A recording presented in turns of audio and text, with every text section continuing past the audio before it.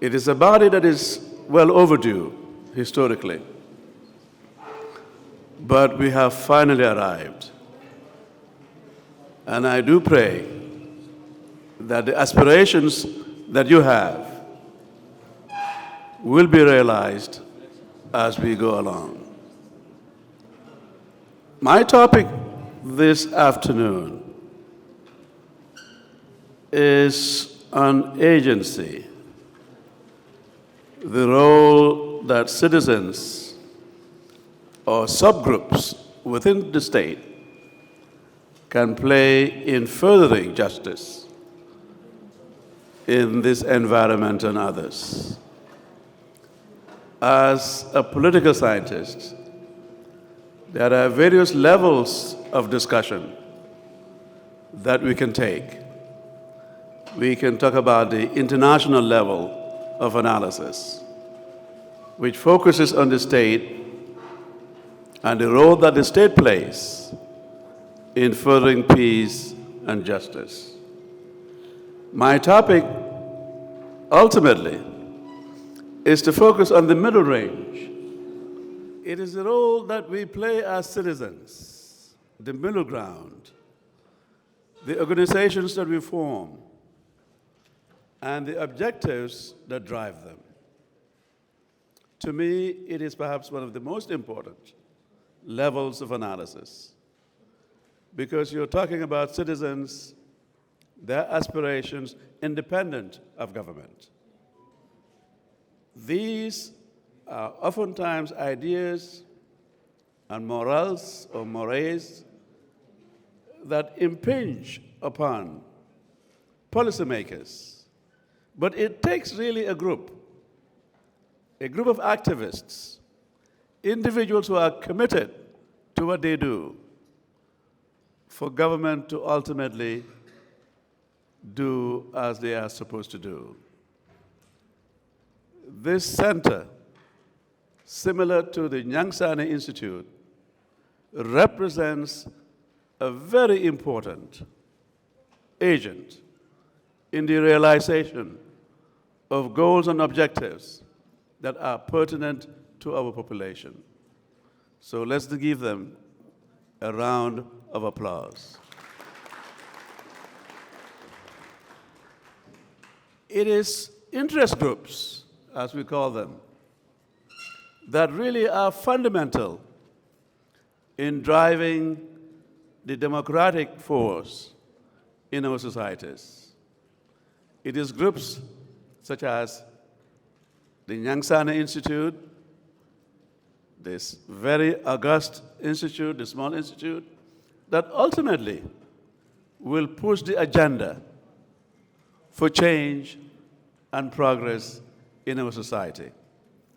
One thing we have to get aware of, or be aware of, is that governments usually play a very important role, yet their roles can be very status quo.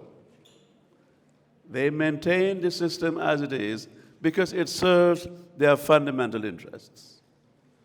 And what we see in Gambia today is a government that does exactly that. They are there for themselves. They are intending or intend to maintain the status quo at the expense of the larger population. So organizations such as this has a very critical role to play in moving government, in setting the agenda, in raising expectations as to what government needs to do. So on this note, I would like to say that the small center occupies a very central place in our society. And together with other institutions, we can begin to move the agenda much further into the future. The role of organizations such as ours, or such as this one, is pivotal to deepening democracy in our nation. Yes, if you were to compare what happened during the military regime And now, significant changes have occurred. So what I'm suggesting is there is still room for us to make things better for our populations, for our schools, and so forth and so on.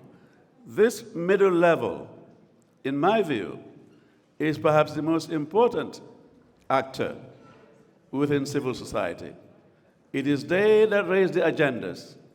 It is they that also bring about change as it occurs in many, many, many countries.